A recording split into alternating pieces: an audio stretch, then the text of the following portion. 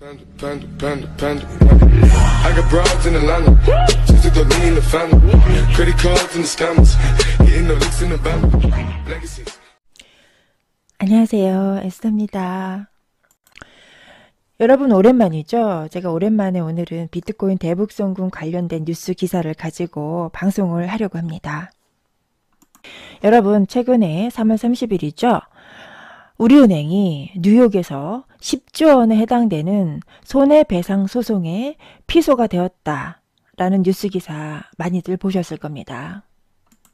시기상 이런 뉴스가 나왔다라는 것을 보면 우리은행과 이 비트코인 대북송금 문제와 뭔가 연관성이 있는 것 같긴 한데 구체적인 연결고리를 못 찾겠다. 여러분 많이 알쏭달쏭 궁금 하셨죠?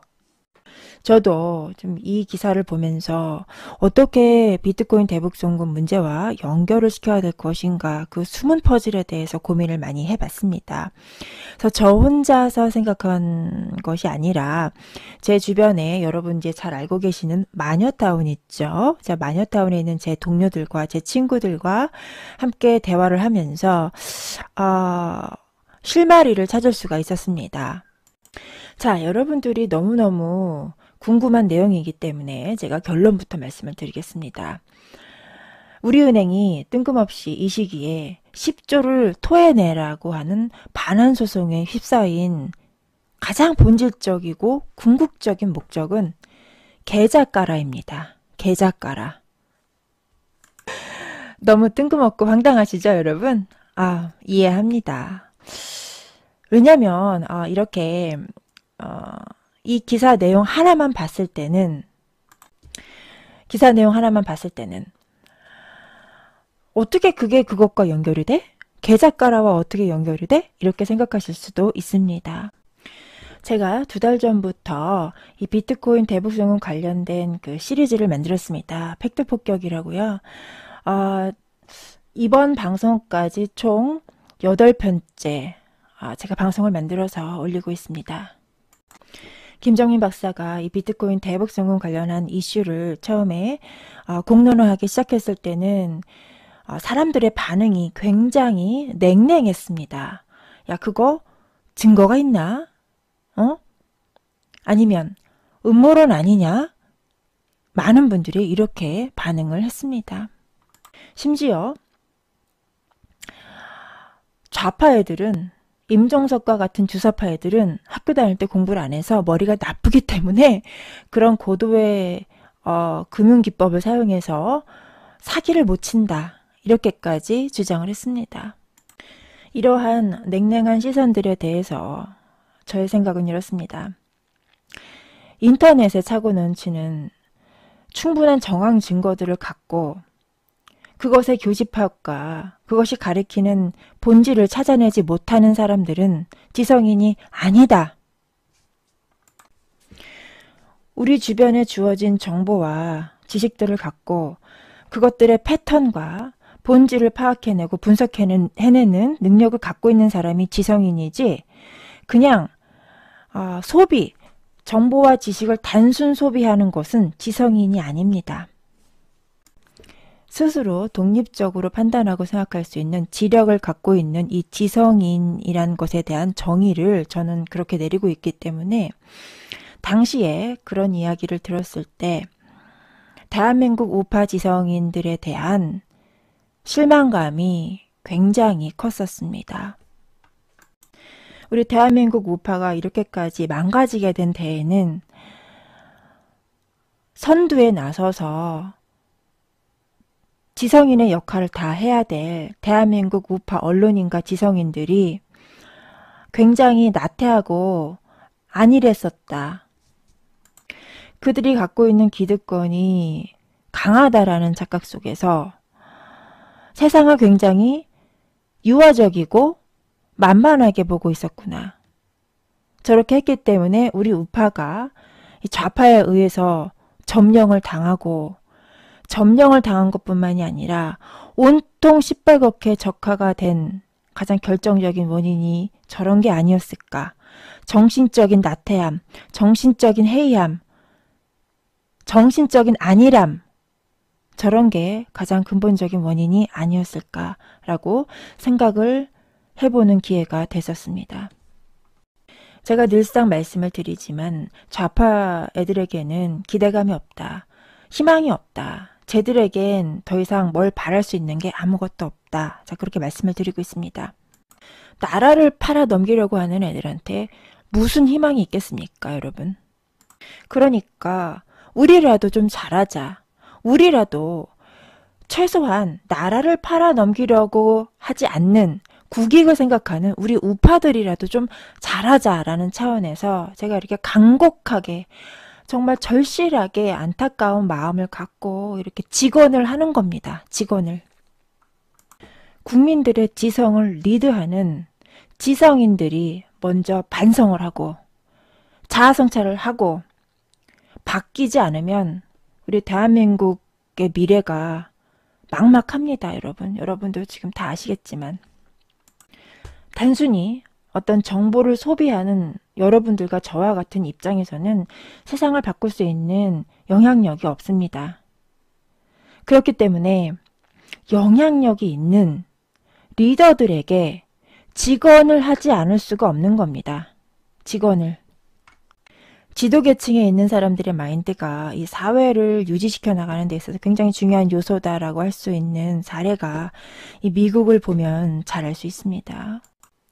미국에서는 이 좌편향된 대부분의 언론들이 미국을 흔들기 위해서 아무리 지랄을 떨어도 미국이라는 나라의 정체성은 흔들리지 않는 이유가 미국의 국민들을 지도하고 있는 지도계층의 마인드가 명확하기 때문입니다. 지금 보고 계시는 이 사람들의 공통점이 무엇이라고 생각하십니까, 여러분? 이 사람들의 공통점은 딱 한 가지입니다. 딱 한 가지. 미국의 적이 누군지 제대로 알고 있다라는 것이죠. 우리가 적을 명확하게 구분하지 못할 때 주로 이렇게 말을 합니다. 대화합시다. 평화로 하자. 전쟁은 반대한다. 인권이 먼저다. 그리고 적이 누군지 모를 때 가장 쉽게 할 수 있는 실수가 바로 중도중립입니다. 중도중립. 한반도 운전자론, 이게 대표적인 중도중립의 행동입니다. 왜냐? 여러분, 적을 뒤에다 태우고 운전하면 어떻게 되겠습니까? 뒤에서 목을 조르거나 총을 쏘거나 칼로 찌르거나 이렇게 되면 운전하다 말고 어떻게 되는 거죠? 죽는 겁니다. 여러분, 상식적으로 적을 뒤에다 태우고 운전하고 있는 사람을 여러분은 어떻게 생각하십니까? 적과 같은 팀인가? 아니면 저 병신은 적이 누군지 아닌지 분간을 못하나? 자, 이렇게 두 가지로 우리가 생각을 해볼 수 있습니다. 다시 말하면 이겁니다. 중도 중립을 외치는 사람들은 적의 개념을 물타기 하거나 적의 개념을 희석시키거나 아니면 적에 대한 개념이 아예 없는 침해거나 이 둘 중에 하나라는 것이죠. 국가를 운영하는 사람들이 가장 먼저 최우선순위에 놓아야 될 덕목이 무엇이라고 생각하십니까? 여러분? 안보입니다. 안보. 국가의 안전을 보호하는 것. 국가 밖에 외부로부터 들어오는 모든 위협으로부터 국가의 안전을 수호하고 보호하는 일이 국가를 경영하는 사람들의 최우선순위적인 덕목입니다. 여기 보시는 미국의 지도계층, 리더들은 그것을 아주 잘 알고 있습니다. 그렇기 때문에 미국은 이러한 내각 구성이, 이러한 조합이 탄생할 수 있는 것입니다. 그래서 미국과 같이 국가의 안보를 위협하는 주적이 누구인가에 대한 개념이 명확한 자가 국가를 리더해야 된다. 그리고 국가의 리더 계층에 있어야 된다라고 저는 말씀을 드리고 싶습니다. 왜냐하면 반공이라는 개념 안에는 반북과 반중의 개념이 포함되어 있는 개념이기 때문이죠. 태극기 들고 계시는 국민 여러분들 서로 싸우시죠? 누가 정통 우파냐 아니냐. 자, 그 사람들의 기준은 이겁니다. 박근혜 대통령을 지지하느냐 아니냐, 이게 기준이죠. 안 됩니다, 여러분. 안 됩니다. 그거는요, 부수적인 문제일 뿐입니다. 대한민국이라는 국가라는 배를 유지하기 위한 본질적인 핵심 사항이 아니라는 것입니다. 자, 그러면 전교조를 없애겠다, 민노총을 없애겠다, 자, 이렇게 주장하는 사람이 정통 우파입니까? 저는 그렇게 생각하지 않습니다. 우리가 정통 우파를 판단할 때 가장 최우선적이고 절대적인 기준은 바로 반공사상입니다. 반공사상. 따라서 반중을 논하지 않는 자, 반북을 논하지 않는 자, 이 자들은 정통 우파라고 할 수 없습니다. 반북은 하면서 반중을 하지 않는, 친중은 아니지만 그렇다고 반중도 하지 않는, 자, 이런 사람들의 특징이 뭔지 아십니까? 안보는 미국과 경제는 중국과 이렇게 주장하는 사람들입니다. 자, 아까 다시 제가 얘기했던 것으로 돌아가 봤을 때 이런 자들이 결국은 어떠한 자들입니까? 중도 중립을 외치는 자들인 것이죠.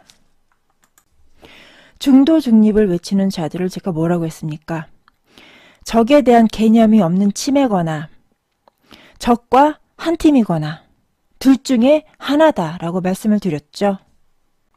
경제와 안보는 두 개의 톱니바퀴이지만 맞물려서 하나로 상호작용을 하며 돌아간다.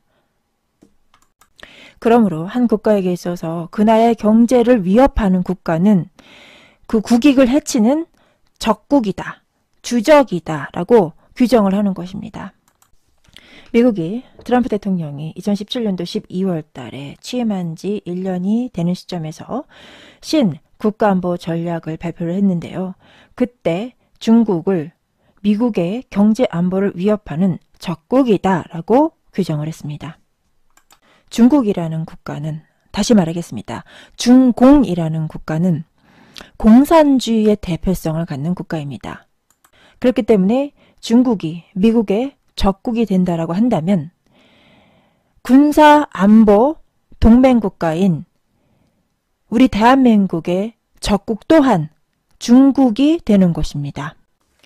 우리 대한민국 우파 국민들이 앞으로 정통 우파의 정통성에 대해서 대화를 할 때는 반공이라는 기준으로 그 사람을 판단을 하신다면 가장 결정적인, 그 사람의 정체성을 판단함에 있어서 가장 결정적인 기준이 될 거라고 생각을 합니다. 반공사상에 대해서 질문을 했을 때 뭐 경제는 중국과 해야 되고 어쩌고 저쩌고 이렇게 얼버무리는 순간 그냥 그 사람은 제끼십시오. 제끼십시오. 지금 현재 우리 대한민국 국익에 전혀 도움이 되지 않는 사람입니다. 다시 본론으로 돌아오겠습니다. 제가 이렇게 10분이 넘는 시간을 이 비트코인 대북송금 그리고 이 우리은행 10조 소송과 관련되어서 직접적인 연관성이 없는 이러한 이야기들을 여러분들께 길게 한 이유가 있습니다. 비트코인 대북송금, 이 자금 세탁 문제는 국내적인 시야에서는 절대로 이 그림이 보이지 않기 때문입니다. 그래서 국제적으로 봤을 때 우리의 주적이 누구인가에 대한 기본적인 개념 정리가 명확했을 때만이 이 큰 그림이 보이기 때문에 제가 이렇게 긴 시간을 할애해서 여러분들께 배경 설명을 해드린 것입니다. 비트코인 자금 세탁, 대북송금 문제가 본격적으로 이슈화의 궤도에 오르기 시작한 뉴스가 바로 이것이었죠. 2018년도 1월 25일 미국의 재무부 차관인 맨델커 차관이 한국에 직접, 뉴욕에서 한국까지 직접 비행기를 타고 날아왔습니다. 그리고서 우리 한국 정부 측에 요구한 것이 CLS 계좌 관련 자료를 달라라는 것이었죠. 그런데 미국 측에서 그러한 CLS 계좌 관련된 자료들을 달라고 요청한 목적이 무엇이었습니까? 바로 비트코인 자금 세탁 대북송금 문제에 대해서 조사하기 위해서 달라라고 했던 것입니다. 자, 그런데 한국 측에서 자료를 줬습니까? 안 줬습니다. 그럼 지금은 줬을까요? 지금도 안 줬습니다. 왜냐? 자, 제가 나중에 말씀을 드리겠지만 이 기사 내용에 그 단서가 나와 있습니다. 아직도 대한민국 은행, 한국 정부에서는 대한민국 은행에 의심되는 은행의 CLS 계좌 내용을 미국 측에 전달하지 않았다라고 유추해 볼 수 있는 내용이 이 기사 내용 안에 있습니다.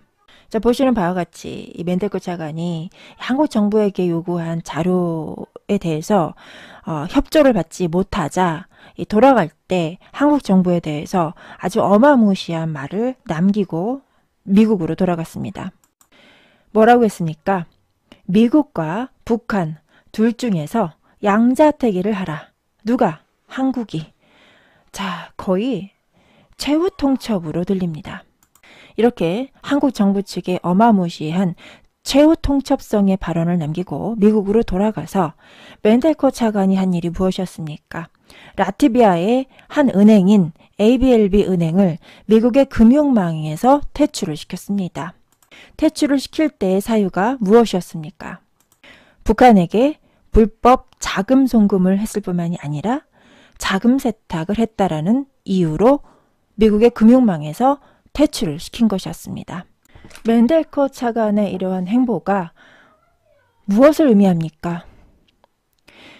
한국이 향후 비트코인 자금 세탁 대북 송금 문제에 있어서 미국과 북한 둘 중에 하나를 선택하지 않으면, 자, 여기서 미국을 선택하라는 뜻이죠.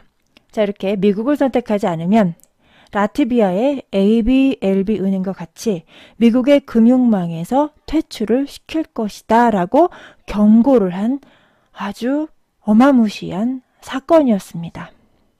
곧 이어 2월 18일에 프랑스 파리에서 열린 국제자금세탁 방지기구 총회에서 가상화폐에 자금 세탁을 한 한국 정부의 사례를 가지고 논의를 했다라는 뉴스 기사가 나왔습니다. 또한 멘델코 차관이 돌아간 직후에 한국에서 나온 뉴스인데요. 6,400억 원 규모의 가상화폐를 통한 불법 외환 거래가 적발되었다라는 기사가 1월 31일 날 보도가 되었었습니다. 그것도 메인 언론사에서 이런 기사를 보도한 것이 아니라 비트코인 관련 언론사에서 이렇게 조그맣게 이런 기사를 보도를 했었습니다. 이 사건이 왜 한국 정부의 사례가 될 수밖에 없느냐? 자, 그것은 외환 거래에 있어서 대규모의 금액이 외국으로 이체가 될 때는 국가에서 승인하지 않으면 외국으로 이체가 될 수 없기 때문입니다. 게다가 이 기사에서 보시는 바와 같이 지난해 3월부터 12월까지 한국과 호주 간 고객 간에 4,732억 원의 미등록된 암호화폐 거래가 이루어졌으며 이는 현재 조사 중인 금액의 대부분을 차지한다. 실제 2017년도에 이러한 사례가 적발된 사례가 이렇게 존재하고 있습니다. 따라서 증거가 있나? 김정민 댁 음모론자요? 이렇게 얘기하는 대한민국 우파 지성인들에게 제가 묻고 싶습니다. 이러한 기사가 증거가 아니면 뭐요? 이렇게 물어보고 싶습니다. 비트코인 자금 세탁 대북 송금 문제가 국내적인 정보만을 갖고 이해하기에는 무리가 있다. 이해할 수 없다라고 제가 말씀을 드리는 데에는 이 비트코인 자금 세탁을 해서 북한으로 돈이 흘러 들어가는 그런 루트에 대한민국만 엮여 있는 게 아니다. 한국, 중국, 일본이 다 엮여 있다. 그렇기 때문에 국제적인 관점에서 바라봐야 된다라고 제가 말씀을 드리는 겁니다. 근거는 뭐냐? 자, 근거는 바로 이겁니다. 제29기 제2차 자금세탁 방지기구 총회 결과 2018년도 2월 27일 날 나온 금융위원회에서 작성을 해서 나온 보도자료가 근거입니다. 왜? 한중일, 국제코민텔은 국제공산당 연대가 이 일에 개입되어 있을 것이라고 추정을 하느냐? 바로 이 문구 때문입니다. 한중일이 유사한 시기에 순차적으로 평가를 받기 때문입니다. 한중일의 국제코민텔은 연대를 우리가 유추해 볼 수 있는 근거는 뭐냐면요. 지난 촛불 집회 때 대한민국 자유정부, 우파 정부를 붕괴시킨 그런 배후에 중국이 있었습니다. 이렇게 보시다시피 촛불 집회에 중국 정부 기관에서 자국의 중공의 유학생들을 몰래 참여시켜 공작을 벌였다라는 뉴스 보도가 있었고요. 자, 이렇게 한국 촛불 집회에 참여하려고 비행기를 타고 온 일본 시민들, 이렇게 일본에서도 공작이 있었습니다. 일본 애들이 이렇게 뜬금없이 촛불 집회에 참석을 했다? 좀 이상하지 않으십니까? 뭔가 언뜻 이 일본과의 연관성에 대해서 이해가 잘 가진 않습니다. 그러나 이 관련 기사를 통해서 얘네들이 어떠한 애들인지를 우리가 추측해 볼 수 있는데요. 얘네들이 어떠한 애들이냐면요. 여기 보시는 바와 같이 도로치바 일본철도 JR 계열사 노동조합이다. 아하 하고 이해가 되시죠? 노동조합. 자, 민노총과 같은 애들이라는 것이죠. 자, 그 다음에 전학년, 전 일본 학생자치회 총연합. 그러니까 우리나라로 예를 들면 뭐 한총련 같은 거라고 보시면 됩니다. 그러니까 얘네 우리나라도 마찬가지지만 일본도 이게 노동 계열과 그 다음에 학생운동 계열이 다 이 작용화되어 있는 공산주의를 추종하는 세력의 애들이다라는 것을 알 수 있는 것이죠. 자, 이걸 봤을 때 얘네도 공산주의, 얘네도 공산주의. 그러면 아까 중국도 제가 보여드렸죠?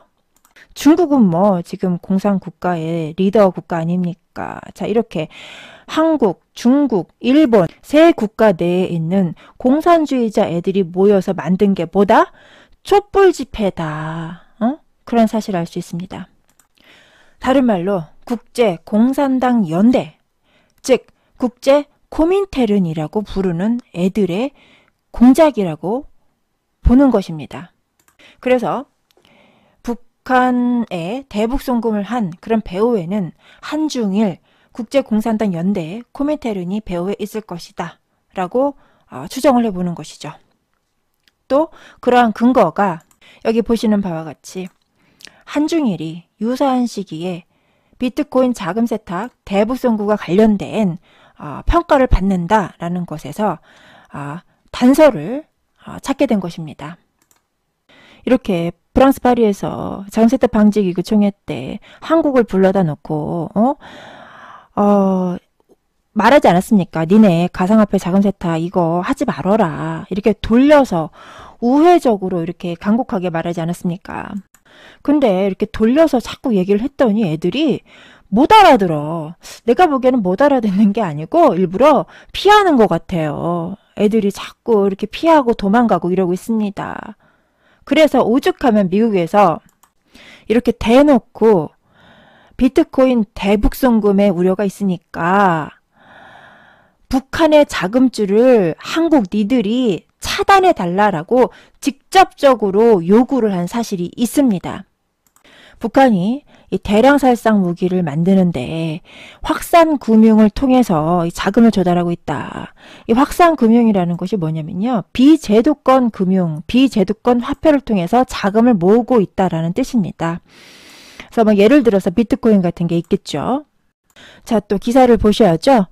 제목을 보겠습니다. 미국이 한국에다가 북한이 가상통화를 통한 돈 세탁을 하고 있으니 이것을 막아달라라고 직접적으로 요청을 했습니다. 한국 정부가 돌려서 얘기하니까 모르는 척, 못 알아듣는 척, 뭐라고요? 이렇게 하니까 대놓고 직접적으로 이렇게 요구까지 했습니다. 게다가 북한이 배후로 지목된 가상통화 관련 해킹 공격 일지를 보십시오. 2017년도 4월부터 2018년도 1월까지의 내역인데요. 자, 문재인 대통령이 취임되기 직전부터 그 이후로 내내 거의 2달에 한 번씩 주기적으로 북한이 가상통화를 해킹했습니다. 그러한 와중에 3월 8일 드디어 터질 게 터졌습니다. IBK 기업은행이 이 테러 자금을 이란에다가 송금을 했지요. 자, 그것도 그냥 테러 자금이 아니라 핵무기 개발 자금이라고 합니다.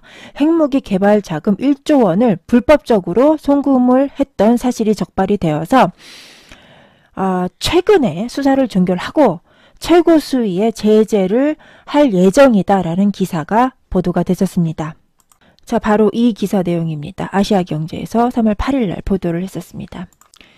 IBK 기업은행 미국 지점이 이란의 불법 무기 거래 자금의 통로로 활용됐다고 미국의 재무부가 최근 한국의 금융당국에 통보한 것으로 알려졌다. 미국 금융당국이 기업은행에 대해 지점 폐쇄 등 초강력 조치를 취할 가능성이 큰 것으로 알려져 있다. 같은 기사 내용 중에 이러한 내용이 있습니다. 미국의 CIA와 재무부가 기업은행과 우리은행에 대한 수사에 착수했었고 최근 기업은행에 대해서만 혐의 사실을 포착해 통보한 것으로 알고 있다며 단순 벌금이나 제재가 아닌 뉴욕 지점의 폐쇄 등 최악의 상황을 고려하고 있는 상황이라고 말했다. 자, 여러분 여기 보시면 어떠한 은행의 이름이 나와 있습니까? 기업은행과 우리은행 나와 있죠. 그리하여 이 우리은행이 뉴욕에서 10조 원 손해배상 소송에 피소가 되었다라는 이 기사가 시기적으로 같은 시기죠. 같은 3월 달입니다. 이 같은 시기에 이렇게 기사화 되었다라는 것은 비트코인 자금 세탁 대북송금이라는 전체적인 큰 사건의 하나의 연장선상 위에 있는 같은 맥락의 사건이다라고 저는 보고 있는 것입니다. 다시 보여드릴까요, 여러분? 여기에 기업은행과 우리은행에 대해 수사에 착수해 있다. 누가? 미국의 CIA와 재무부가 여기 이렇게 기사에 나와 있지 않았습니까? 기업은행에 대한 기사가 나왔으니까 이제 우리은행에 대한 기사가 나올 차례는 당연한 거겠죠? 이 기사 내용 중에 언급된 은행이 하나 더 있습니다. 어디냐면 여러분 보시다시피 바로 농협은행입니다. 농협은행. 자, 농협은행은 어떤 일이 있었냐. 잠깐 이렇게 내용을 보시면 한국계 은행들은 2015년부터 집중 감사를 받아왔다. 그 첫 번째로 지난해 말 농협은행 뉴욕 지점이 자금 세탁 방지 등 준법 감시 시스템 미비로 미국 뉴욕 금융청으로부터 과태료 약 119억 원을 부과받았다. 국내 은행이 미국 금융당국에서 대규모 벌금을 받은 건 처음이다. 자, 벌금을 받은 사유가 무엇입니까? 자금 세탁 시스템 미비. 그러니까 뭐예요? 시스템이 미비가 됐다라는 것은 했다는 얘기잖아. 했다는 얘기잖아요. 자, 그래서 2월 18일에 프랑스 파리에서 열린 자금세탁 방지기구 29기 2차 총회 때 우리 대한민국이 한국 정부가 가서 뭐 하라고 왔습니까? 한국 정부가 한국 정부의 사례를 가지고 가이드라인을 작성하고 왔다. 자, 뭐에 대한 가이드라인이냐? 가상화폐 자금 세탁 방지 가이드라인을 작성했습니다. 가이드라인이란 것이 말이 좋아서 가이드라인이지 우리 같은 일반인의 언어로 쉽게 다른 말로 바꿔서 얘기하면 반성문입니다. 반성문. 자, 여러분 반성문의 구조가 어떻습니까? 첫 번째, 현재 나의 잘못점에 대해서 말을 한다. 제가 뭘 잘못했는지 설명을 하죠. 자, 그 다음에 두 번째 뭘 얘기합니까? 앞으로는 다시 그렇게 하지 않겠습니다. 라고 다짐을 한번 하죠. 자, 그 다음에 마지막으로 또 뭘 씁니까? 제가 잘못을 반복했을 시에는 벌을 달게 받도록 하겠습니다. 라는 것까지 이런 구조로 쓰는 것이 바로 반성문입니다. 그죠? 자, 그러면 우리가 가이드라인을 작성했다라고 하는데 그 가이드라인의 내용도 한번 보실까요? 자, 첫 번째로는 한국 정부의 사례를 발표했다. 자, 이게 뭡니까? 내가 무엇을 잘못했는지 발표를 한 겁니다. 자, 그 다음에 두 번째, 다시는 잘못을 반복하지 않겠습니다. 라고 다짐을 하죠. 자, 그게 뭡니까? 자금 세탁 방지 의무 의행이 중요함을 강조. 그러니까 다시는 안 하겠습니다. 라고 말을 했죠. 자, 그러면 마지막 단계, 벌을 달게 받겠습니다. 자, 그 부분 여기 있습니다. 이행 상황을 엄격하게 점검하고 미흡 시에는 제재를 하겠다. 그죠? 벌을 달게 받겠습니다. 정확히 이 반성문의 구조와 똑같습니다. 지금 한국이 이번에 가서 가이드라인을 작성하고 온 그 내용과 똑같다라는 것입니다. 이렇게 전체적인 스토리 라인을 쭉 듣고 나니까 여러분 이제는 우리은행이 10조 원의 손배소 피소를 댔다라는 이 기사가 비트코인 자금 세탁 대북송금 문제와 연장선상에 있는 사건이다라는 이 느낌적인 느낌 이제 감이 오십니까? 자, 여러분 드디어 메인 코스, 메인 요리가 도착했습니다. 우리가 에피타이저를 굉장히 길고 오래 먹었습니다. 지금까지. 제가 이렇게 길게 설명을 할 수밖에 없었던 것은 전체적인 맥락과 큰 그림을 모른 상태에서 저 기사를 읽고 다른 사람에게 전달했을 때는 자, 이런 불상사가 발생할 수 있습니다. 지난 2018년도 1월 4일에 우리은행에서 30억 대북송금 허위사실 유포자를 형사고발을 했다고 합니다. 이런 부분에 대해서 오해가 없기를 바라는 마음에서 제가 이렇게 배경 설명을 길게 한 것입니다. 비트코인 대북송금 의혹을 최초로 유포했던 최초 유포자 김정희 박사하고 성상훈 기자 아직 아무 일 없습니다. 여러분 너무 걱정하지 마세요. 자, 기사를 함께 같이 읽어보도록 하겠습니다. 뉴욕에서 우리은행에 약 10조 되는 돈의 반환을 요구하는 손해배상 소송이 제기되었다. 우리가 지금까지 관련 기사들을 가지고 이 비트코인 자금 세탁 대북송금 문제를 함께 공부해 오지 않았습니까? 관련된 자료를 봤을 때 무엇이 떠오르십니까? 뉴욕 하면. 저는 첫 번째로 뉴욕에서 온 여자, 뉴욕 여자, 뉴욕 스타일 미 재무부 차관 맨델커가 떠오르고요. 두 번째로는 미국의 뉴욕주 금융당국이 떠오릅니다. 왜냐하면 지난 1월 26일 날 미국의 금융당국이 한국의 6개 은행 뉴욕 지점에 가상화폐 거래 조사에 대한 보고를 요구했기 때문입니다. 그 6개 은행이 어디입니까? 우리은행, 신한은행, 다시 신한은행, 그 다음에 농협, 산업은행, 기업은행, 국민은행, 하나, 둘, 셋, 넷, 다섯, 여섯. 자, 이렇게 6군데의 은행의 뉴욕 지점에게 요구를 한 것입니다. 미국의 땅덩어리가 얼마나 넓은데 그 많은 도시들을 놔두고 왜 하필 금융청이 있는 맨델커 차관, 미 재무부 맨델커 차관이 있는 뉴욕에서 이 우리은행에게 10조의 반환을 요구하는 손해배상 소송이 제기됐을까요? 그래서 뉴욕의 금융청과 이 손해배상 소송이 연관성이 전혀 없지 않다라고 제가 말씀을 드리는 겁니다. 자, 여기까지는 여러분들이 생각하기에 에이, 알았어. 이거 너무 갖다 붙였다. 그죠? 이렇게 말씀하실 수도 있습니다. 결정적인 단서는 바로 이 네모 안에 있습니다. 자, 네모 안에 뭐가 있냐고요? 이겁니다. 스위프트, 국제은행 간 통신협회의 메시지. 자, 이렇게 얘기하니까 여러분 이거 감이 안 오시죠? 뭔 얘기야? 한마디로 여러분이 계좌 이체를 하게 되면 여러분의 통장이 뭐가 남습니까? 자료가 남지요. 내가 언제 누구에게 얼마를 보냈다라는 내용이 통장에 찍히지 않습니까? 그것을 말하는 겁니다. 그것을. 자, 우리은행 측에서는 이 스위프트 메시지가 서류가 위조가 됐다라고 반론을 제기하고 있는데요. 메시지라고 해서 여러분 혹시라도 문자 메시지 같은 수준의 것으로 생각하시면 안 됩니다. 자, 이 표는 이 국제 간 외환 거래를 할 때 어떠한 이동 과정을 통해서 돈이 왔다 갔다 하는지 외환이 거래가 되는지를 나타내주는 표입니다. 국가와 국가 간의 돈이 이동을 할 때는 직접적으로 돈을 갖다 주는 게 아니고요. 중간에서 그거를 관리를 하는 통합 시스템이 하나 있습니다. 그것이 바로 뭐냐면요. 국제금융통신망이라고 불리는 스위프트 시스템입니다. 자, 외국으로 돈을 보내보거나 외국에서 돈을 받아본 경험이 있는 분들은 이 스위프트 코드라는 것을 입력을 하는 경험이 있으실 겁니다. 이 스위프트라는 것은 국제통신망상에 등록되어 있는 은행이다라는 뜻으로 해석하시면 됩니다.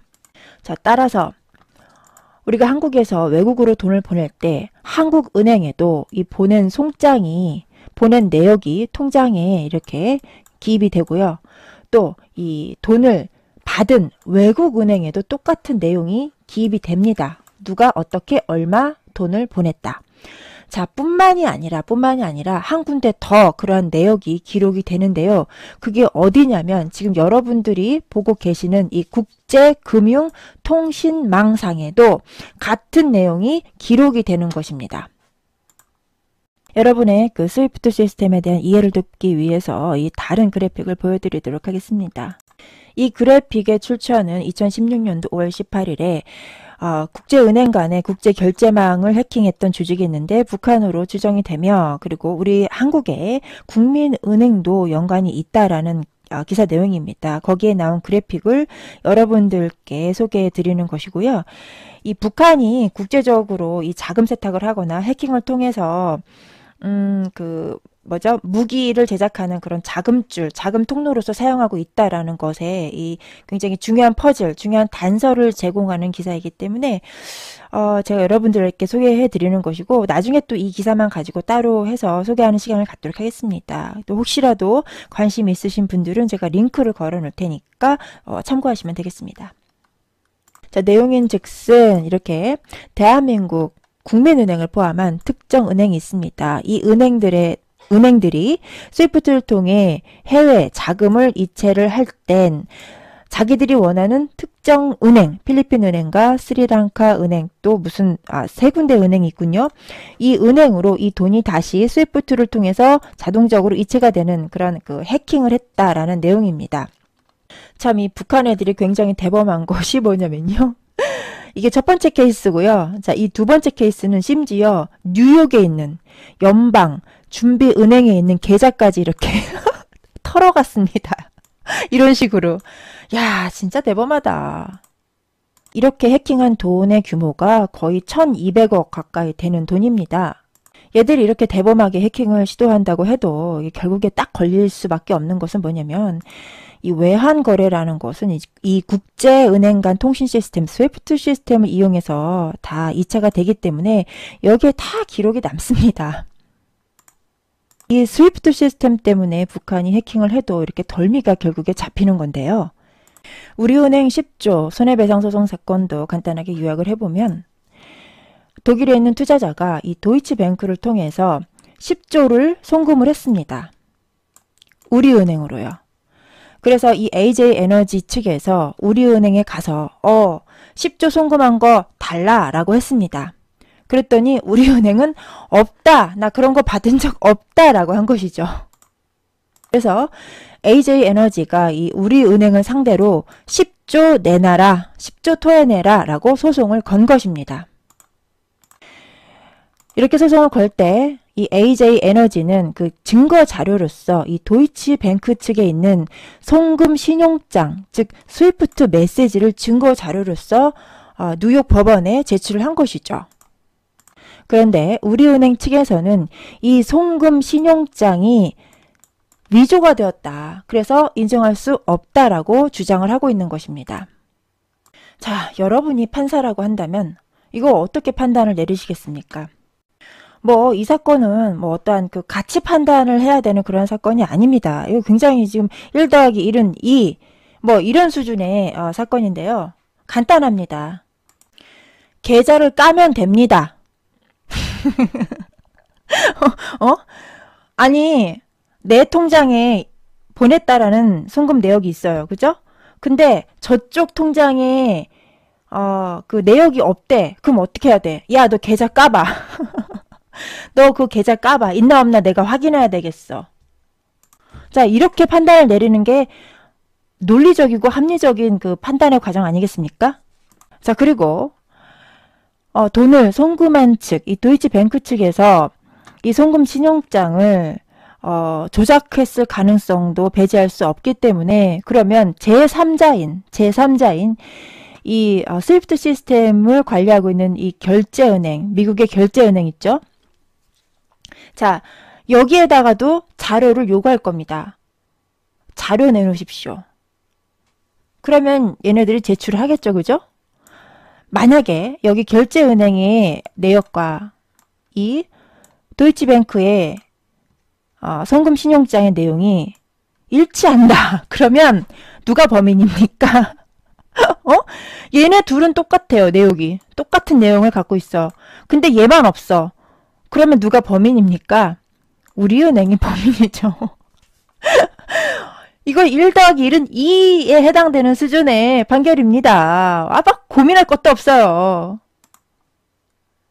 우리 대한민국 국민들이 우리은행이 뉴욕에서 10조 원에 해당되는 손해배상 소송에 피소가 되었다라는 이 사건을 바라봄에 있어서 자, 앞으로 우리가 어떠한 관점으로 바라봐야 되냐면요. 우리은행이 과연 계좌를 깔 것인가 안 깔 것인가. 계좌를 깠을 때 과연 우리은행의 내역이 있을까 없을까. 자, 그러한 관점으로 한번 바라봐야 되지 않을까라고 제가 말씀을 드리고 있는 겁니다. 뿐만 아니라 뉴욕 법원 측에서 우리은행 측에게 계좌 관련된 자료를 요청할 때 어떻게 요청하겠습니까? 시점을 지정해 줄 겁니다. 시점을. 그러니까 언제부터 언제까지의 관련된 내역을 다 갖고 오라라고 얘기를 할 것입니다. 저는 이 지점에서 갑자기 1월 26일 날 미국의 금융당국, 즉 미 재무부의 차관인 맨델커 차관이 한국에 와서 한국의 6개 은행에 대한 6개 은행이 가상화폐 거래조사에 관련된 자료를 달라라고 직접 한국까지 날라와서 요구했었던 이 기사 내용이 어렴풋이 기억이 납니다. 그 중에 우리은행도 있었죠. 우리은행.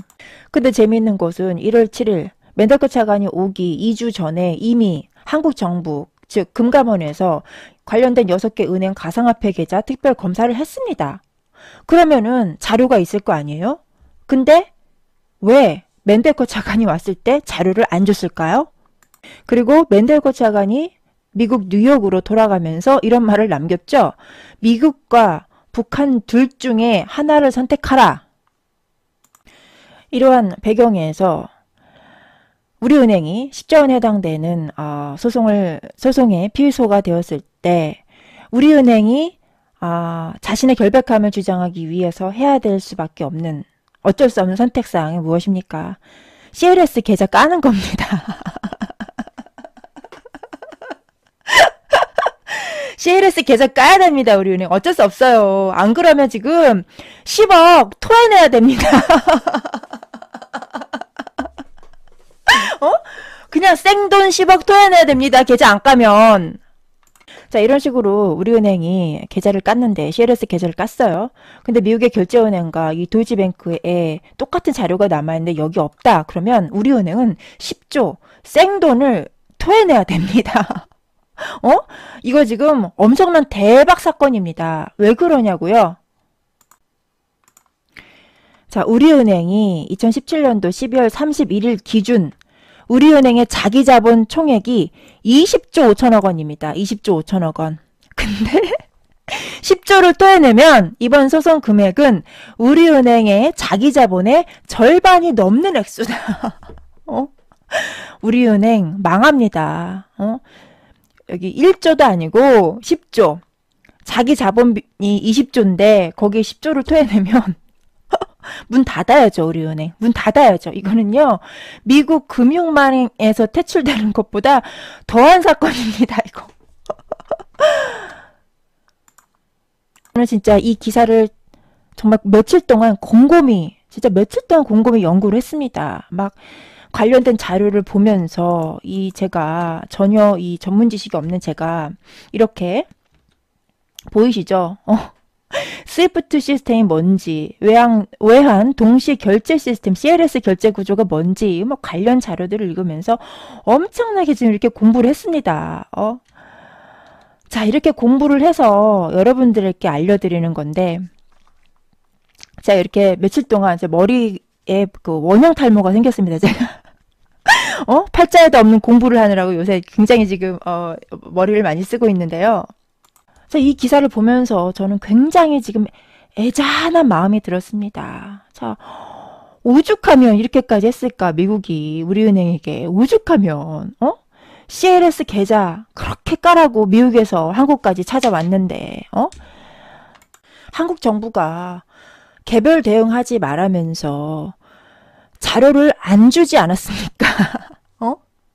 얼마나 열받았으면 맨델코 차관이 이런 무시무시한 말을 남기고 갔겠습니까? 미국과 둘 중에 하나를 선택하라. 제가 이 의혹에 대해서 비트코인 자금 세탁 대북송금 의혹에 대해서 너무 갖다 붙였을 수도 있습니다. 그런 가능성을 뭐 배제하진 않겠습니다. 자, 그러나 이 정황상 그리고 또 이 타이밍상 이 기사가 지금 이 시점에서 나왔다라는 것이 저는 연관이 없지 않다라고 보고 있고요. 어떻게 보면 이 비트코인 자금 세탁 대북송금 이 의혹은 영원히 미완의 문제로 의혹의 문제로 남겨져 있게 될지도 모릅니다. 왜냐하면 이 카드는 이 비트코인 가상화폐 자금 세탁 대북송금 이 카드는 이 카드 하나면 이 한국, 중국, 일본에 있는 국제공산당 연대, 국제코민텔은 얘들을 한꺼번에 요리할 수 있는, 한꺼번에 조질 수 있는 아주 좋은 카드인데 이 카드를 막 함부로 사용하진 않을 것 같다라는 생각이 듭니다. 많은 분들이 기다리고 계시죠. 언제 미국이 이걸 폭로할 것인가. 그런데 여러분들의 그 많은 분들의 기대와는 달리 제가 미국이라도 그럴 것 같습니다.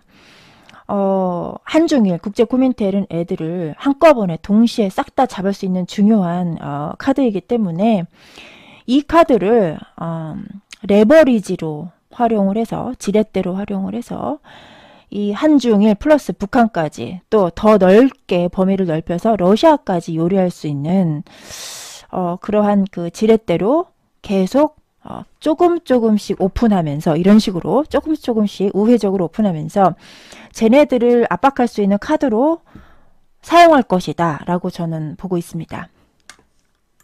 그러한 이유로 이 비트코인 자금 세탁 대북송금 이 문제는 영원한 미스테리로 남을 가능성이 크다라고 이렇게 보고 있습니다. 그렇다 하더라도 우리 그 각성된 깨어있는 지성인, 우파 지성인 분들이 이 사건을 이해하실 때에는 미국이 자신의 패권을 유지함에 있어서 굉장히 수준 높은 전술을 구사하고 있구나. 이런 사실을 인지하시기만 하면 됩니다. 자, 이렇게 수준 높고 인내심이 강한 국가인데 어찌 이 패권이 붕괴할 수 있으리요? 이런 거죠. 그래서 더더욱 이 정도의 전술과 전략을 구사할 수 있는 국가라면 우리 대한민국이 더더욱 미국과 친하게 지내야 되겠다. 진짜 무서운 애들이구나. 이렇게 깨달아야 된다라는 것입니다. 이 짧은 기사 하나만을 가지고 제가 방송의 러닝타임만 한 50분 가까이 되는 방송을 만들었습니다. 이 기사를 본 게 3월 30일이죠. 거의 지금으로부터 일주일가량을 고민하고 생각하고 연구하고 조사하고 한 결과가 이겁니다. 그냥 단순히 제 느낌 하나만을 갖고 이렇게 갖다 끼워 맞췄다라는 것이 아니라는 것을 알려드리기 위해서 제가 이렇게 말씀을 드립니다. 그만큼 제가 이 방송 한 편을 만들기 위해서 많은 에너지를 썼다라는 말씀을 드리고 싶고 또 이 과정에서 저에게 많은 영감을 준 마녀타운 에스다 마녀타운의 저의 동료인 백발마녀에게 감사하다는 말씀드리고 싶습니다. 마지막으로 정리하고 싶은 말은 뭐냐면요. 비트코인 자금 세탁 대북송금 문제가 왜 안 터지느냐. 이거 터져야 되는 거 아니냐.